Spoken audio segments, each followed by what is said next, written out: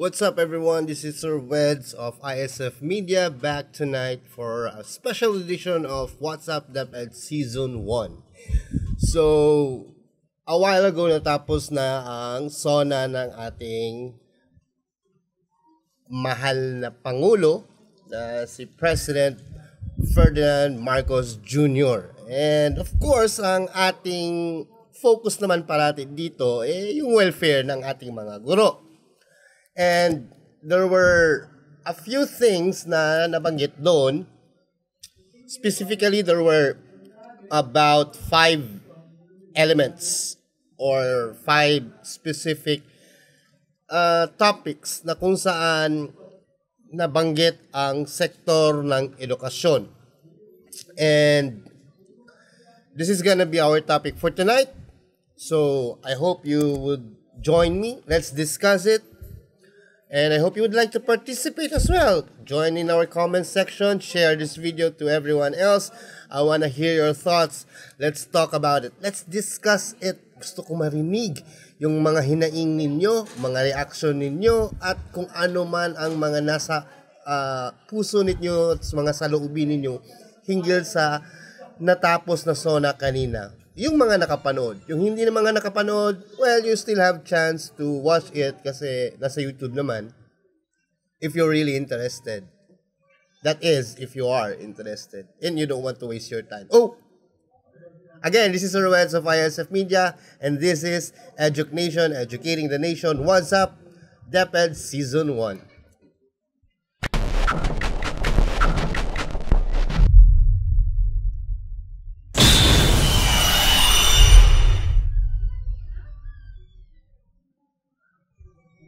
So we're back, and as I mentioned a while ago, there were 5 topics na kung saan nabanggit ang sektor ng edukasyon sa SONA ng ating Pangulo kanina. So there were 5 topics. And we're gonna go through it one by one, pero we're just gonna browse sa mga sa tingin ko may sense. May sense. Kung may sense siya, sige, pag-usapan natin. Kung wala siyang sense din, sabihin natin wala talaga siyang sense. Ano lang yun? And let's call spades a spades. I always say that, let's not filter it na parang, keso, nasa public sector din tayo. We're government employees, we're public servants. Hindi na tayo maging honest. Masyadong diplomatic yung mga nasa DepEd kasi, kaya ayaw nila magsalita na parang fina-flower nila kahit alam naman nila na hindi dapat ipa-flower Kumbaga, para sa akin kasi, it is very... Okay, forgive me to say this, but it is very stupid na lalagyan mo ng air freshener yung basurahan. 'Di ba? Yung garbage can, hindi ka magsispray doon ng air freshener. You don't spray air freshener para bumango yung basurahan. What you do is magsispray ka ng pesticide para mapatay yung mga bacteria at germs na nasa basurahan. So that's what we're going to do tonight. And we're gonna talk about it, no filters, no holds bar. Mas mabuti na yung maliwanag at mas mabuti yung totoo tayo, di ba? Okay, let's start. Una, it was shared already sa Facebook page ng PCO, if you're familiar with that, yung Presidential Communications Office. Shinare nila yung 4 things na kung saan nabanggit ng Pangulo yung sa SONA kanina, yung may connection with the education sector. Medyo nabigla ako kasi when I shared it on my profile, a few hours later, naging post unavailable. If you're going to go to my profile sa Facebook, makikita nyo doon na it's post unavailable already. So, chinek ko ulit yung PCO kung bakit naging post unavailable. Yun pala, finilter. Nag-re-upload sila.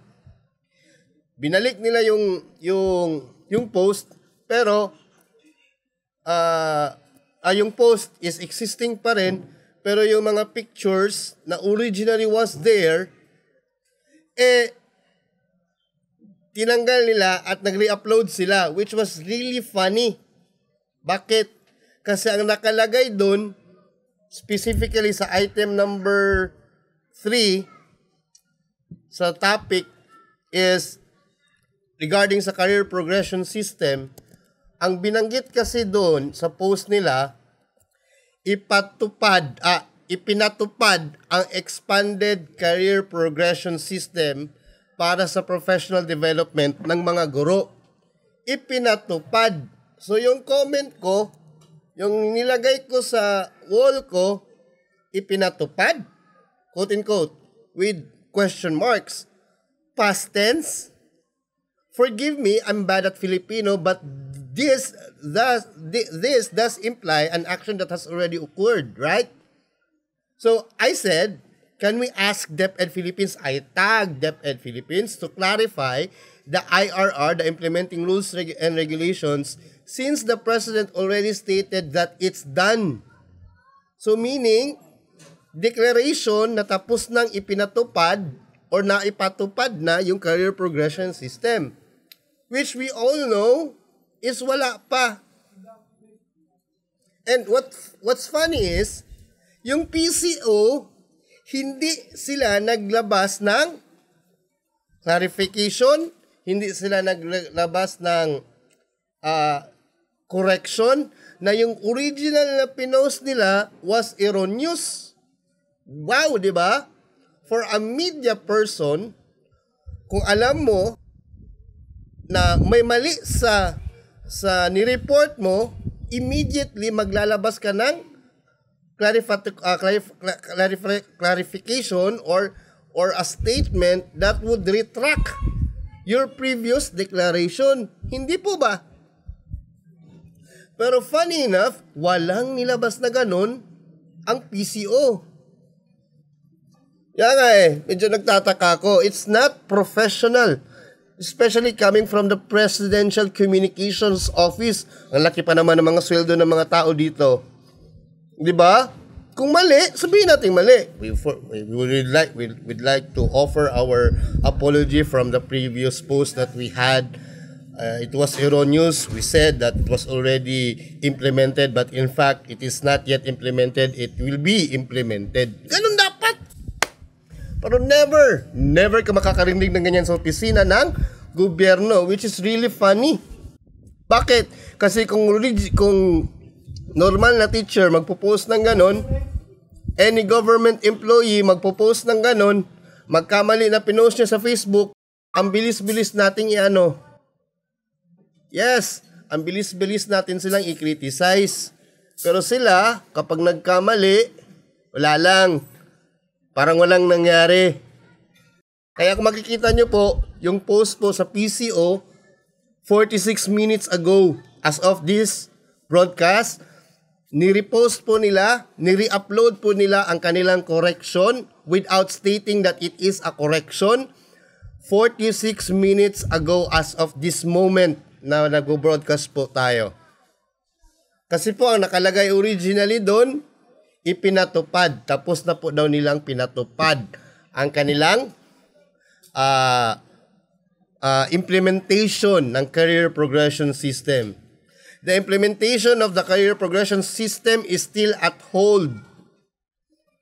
At halt pa rin po ito hanggang ngayon. And the career progression system is originally from the previous president, Rodrigo Roa Duterte. He was the one who signed the executive order for the career progression system. It may be incomplete as of the nature of its executive order. Marami po itong mga butas, but he was the one who signed it. And up to this moment, 2024 na po. Ilang taon na po ang lumipas simula nung umalis sa pagiging Pangulo si President Duterte, hanggang ngayon po ang career progression system is still at hold. Hindi pa rin po siya ma-implement kasi po wala pa rin implementing rules and regulations for the DepEd, DBM, Civil Service, DOLE at lahat po ng mga involved na mga agencies, kasi napakalawak po ng career progression system. Marami po siyang masasagasaang mga existing policies na meron po tayo ngayon sa ating ahensya. Tapos sasabihin sa post ng PCO, ipinatupad. Wow! Ang galing! O, diba? So, that's the first thing. Second thing, the achievements in higher education. Ang DepEd, CHED, DOLE, TESDA ay nagkaisa upang isama ang TVET sa senior high school curriculum. First and foremost, ang senior high school curriculum po, up to this moment po, progressive pa rin po siya eh. When we say progressive, it is still growing. Kasi merong every day, every waking hour, there will be something new in the international scale when it comes to skills. Kaya po dapat at par parate ang academic strands and curriculum strands ng senior high school. At kapag po sinabi natin sa SONA na nagkaisa na ang apat na ahensyang ito, DepEd, CHED, DOLE, TESDA, bakit noon ba hindi sila nagkakaisa? Ano sila? May LQ? Magkaaway siguro sila, no? Ay, hindi ko magets. So, sa TVET lang ba sila nagkaisa? How about the other aspects sa curriculum ng senior high school? Wala?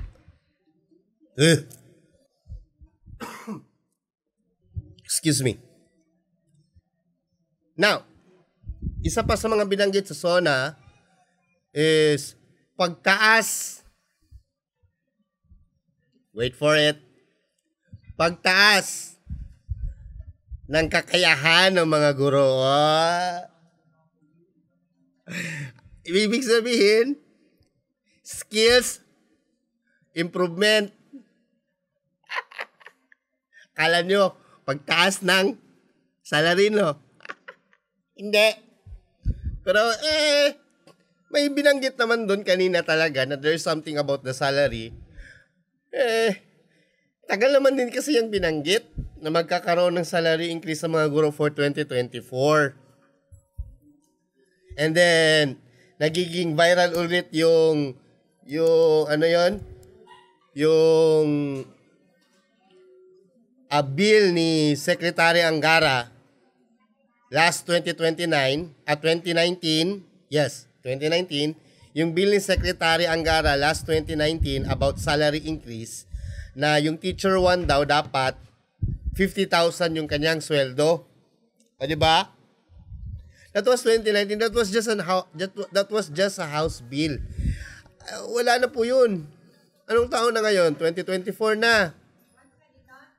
So kung talagang sinusuportahan po ng Kongreso at ng Senado ang House Bill na yon, matagal na po yung ipinatupad. Maaari pong ipapatupad yon siguro mga 2030.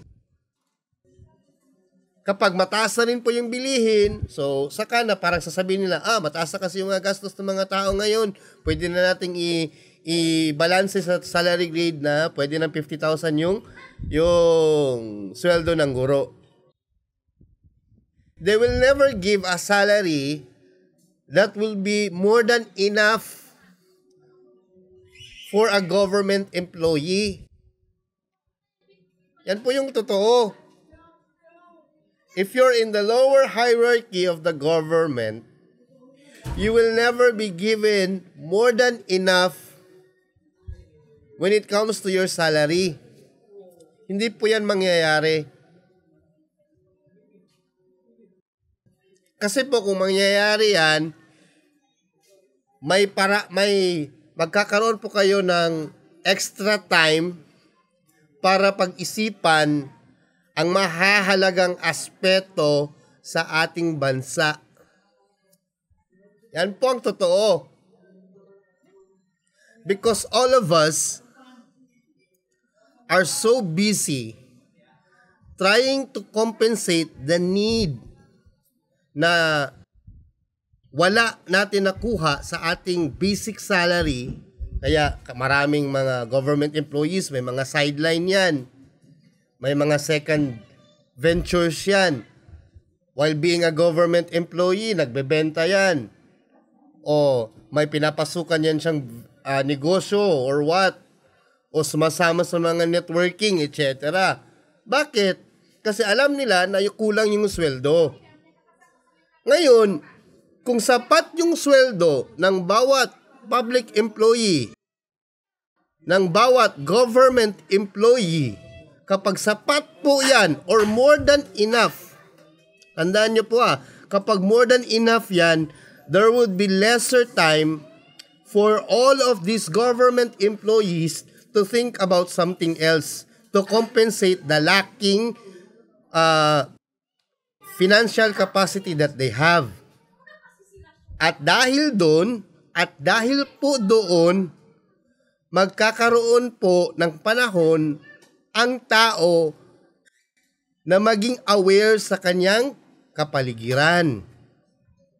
If you have so much time for yourself now, you will be thinking about others as well. Yun ang nangyayari kapag more than enough yung salary mo. Pag-iisipan mo na kung bakit ganyan ang nangyayari sa ating lipunan, bakit kaya these things are occurring, bakit ganito ang politika sa ating bansa, bakit ganito ang ginagawa ng mga politiko, because now you have enough time, now you have a lot of spare time because you have more than enough from your salary. Kapag po marami ang ganun sa Pilipinas, magiging what? Magiging aware ang mga Pilipino. And once Filipinos become aware, they will vote appropriately. Hindi na po maluluklok yung mga nakaluklok ngayon. And that's the truth.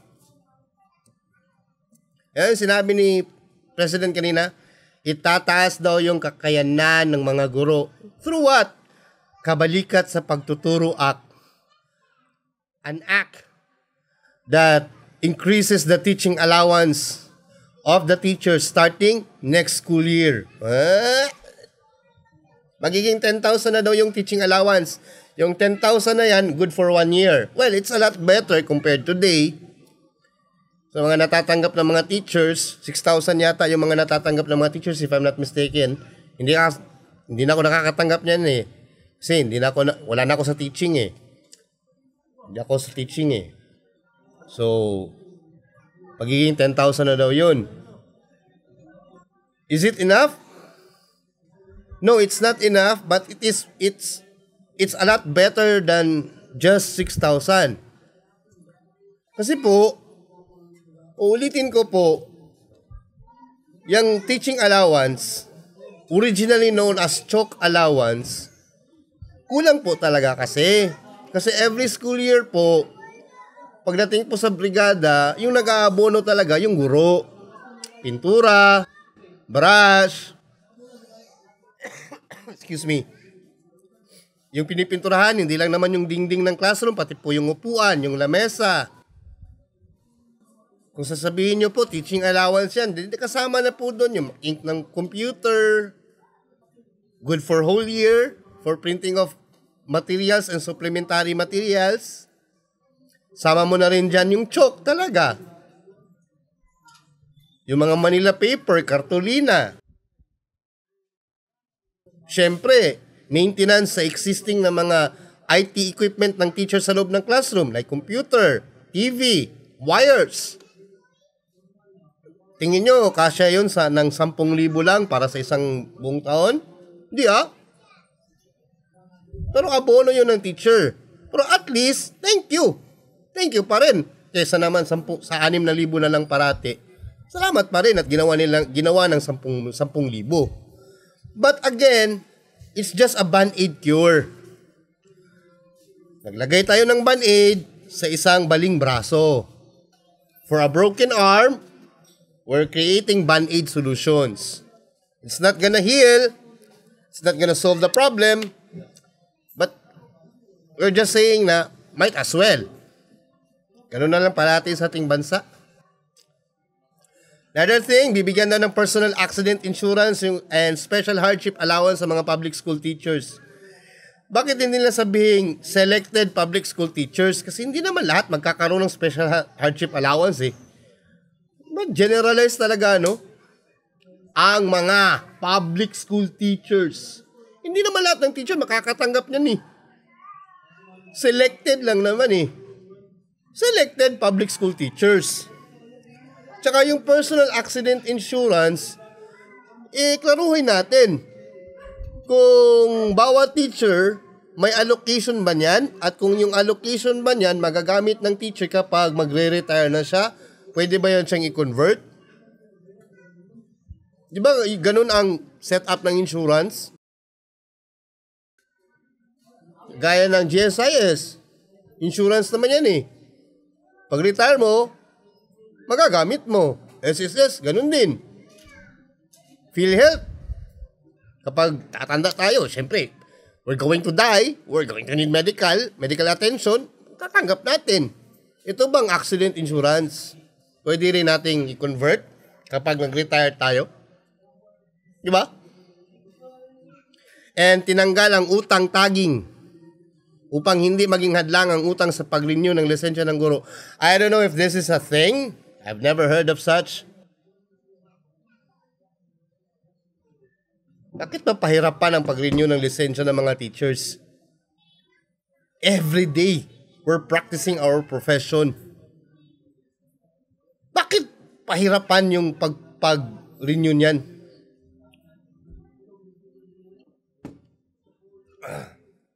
Every waking day.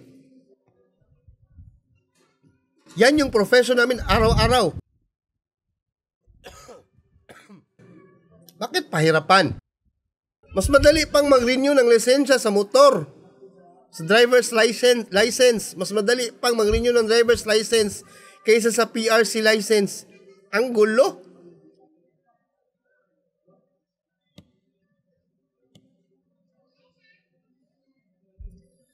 Mga inisyatibong pang-inobasyon, paglunsad ng Filipino Vision at Malikhaing Pinoy Programs, pagpapatupad ng advanced learning systems at technology sa mga TVET Innovation Centers, paglulunsad ng mga training courses sa cybersecurity at creative agency, industries. This is nonsense. Sorry hindi siya immediate need. Hindi siya urgent matter sa education sector. Training courses sa cybersecurity at creative industries. Selected lang naman yan eh.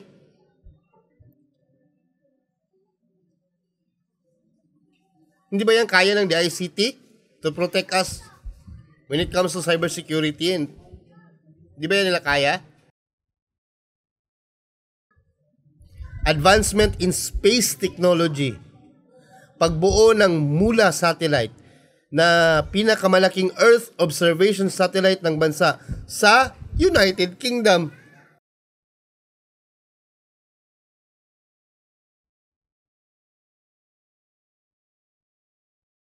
Obserbahin natin yung Earth using the Mula satellite. Baka gusto nating obserbahan muna yung pagtaas ng bilihin. Yun muna siguro unahin natin.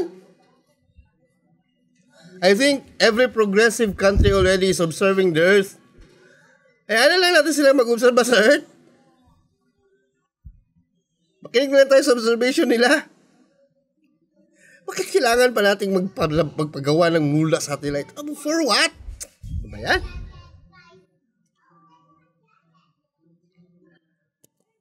Mas masarap obserbahan kung bakit hindi pa rin napapatupad yung 20 pesos na bilihin, yung 20 pesos na bigas.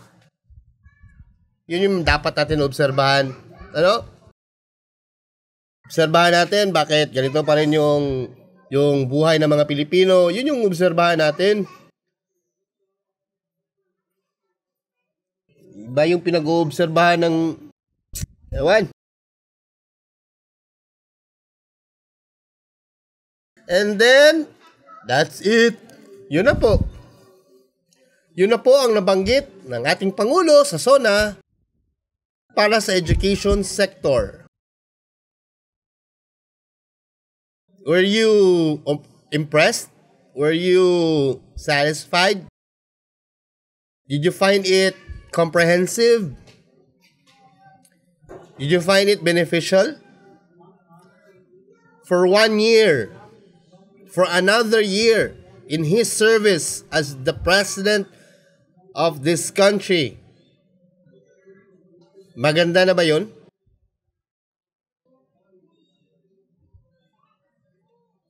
Wala na. Not impressed. But one thing I'm impressed with, yung maisog rally sa States. Yun. Yung maisog rally. Tapang-tapang ko ngayon, maisog na ako. Yung maisog rally sa States. Paano niyo yung video?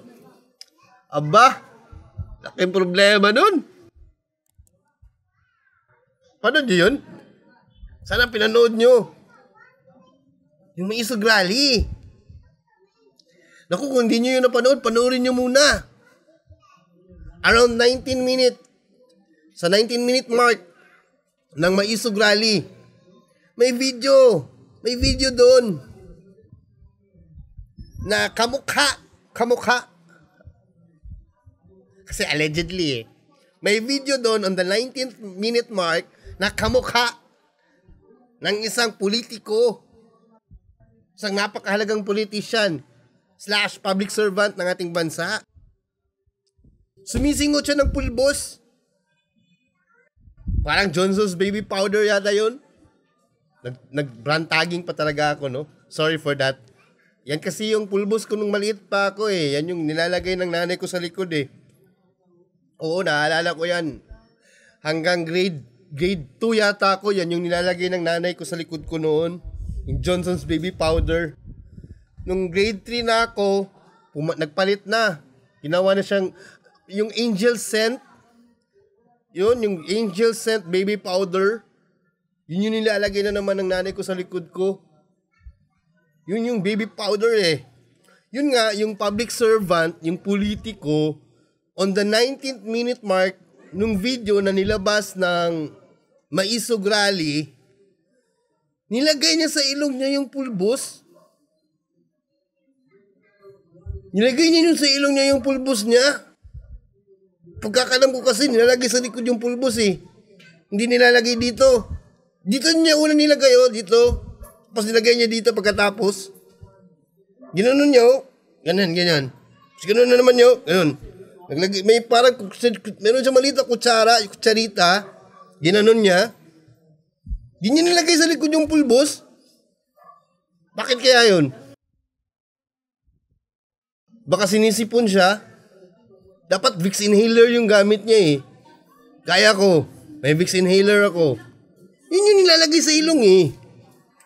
Vicks inhaler. Hindi pulbos. Bakit kaya yun pulbos? Politiko, naglalagay ng pulbos sa ilong. Public servant, naglalagay ng pulbos sa ilong. Problema yan. Mga ma'am sir, laking problema niyan. Napakasikat na public servant pa naman niya. Tapos hindi niya alam na yung pulbos nilalagay doon dapat sa likod eh. Hindi yun nilalagay sa ilong eh. Nilagay niya dito, ganyan no. Gamit niya yung maliit na kutsara. Dapat turuan natin siya na nilalagay sa likod yung pulbo. Naku, problema yun. Tsaka siguro kailangan niya ng Vicks inhaler. Magpapasponsor dapat yung Vicks sa kanya. Kitchen Vicks. Yung Vicks Vaporub nga. Nung wala pa yung Vicks inhaler, nung maliit pa ako, nilalagay namin Vicks Vaporub eh. Nilalagay sa ilong eh, kapag sinisipon eh. Diba yung nilalagay sa dibdib, nilalagay sa leg, nilalagay sa likod, kapag may sakit ka. Tapos pag matutulog ka na, kapag barado yung ilong mo, lalagay mo dito, lalagyan mo dito yung butas ng ilong mo ng Vicks, yung Vaporub. Kapag wala pa talaga, pati yung paa mo, lalagyan ng Vicks. Tapos mag-medyas ka pag matutulog ka na. Ganun yun eh. Yung sa kanya kasi, nilagay niya yung pulbo eh. Nilagay niya sa ilong niya eh. Ganun no, pag ganun siya oh. Yan nun. Panood nyo? Panoorin nyo yun. So, dapat mapanood nyo yun. Ulitin ko nasa 19-minute mark. 19th minute mark. Tapos zoom pa talaga. Zoom pa lang ganun. May pa-zoom pa eh. Shout out pala sa mga kalaro ko noon.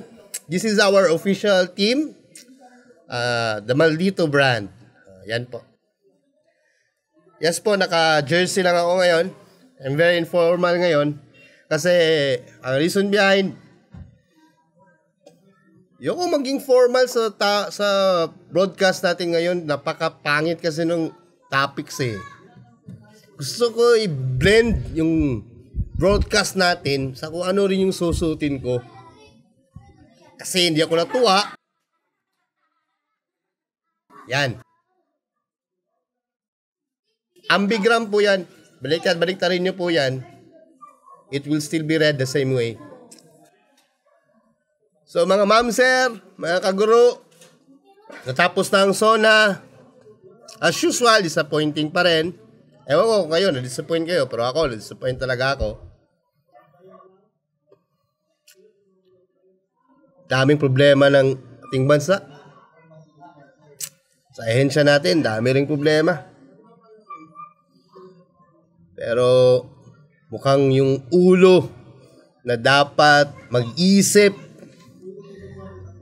ng mga pamamaraan upang kahit hindi man lang masolusyonan, maibsan yung hirap na nararanasan ng ating kapwa Pilipino.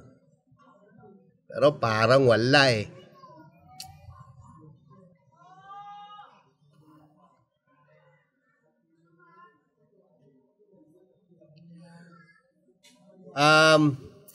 I'll be back siguro after a week by the time na mag-open na yung classes. I was planning to go on leave. File ng leave. Pag-iisipan ko pa. And siguro kung magli-leave ako, mag-araw-araw ako magla-live. Araw-arawin natin yung mga topics na magandang pag-usapan. And I'm planning to invite someone who already left our agency to talk about some of the things about our agency na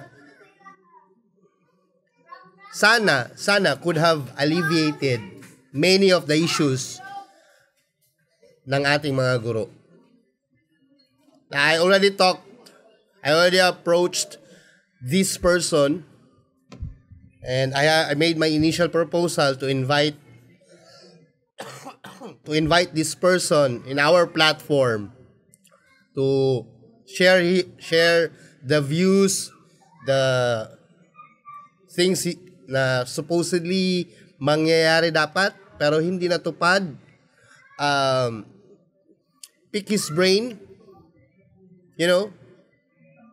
para malaman natin na may mga nawala na sa ating agency who were actually very vital in our agency.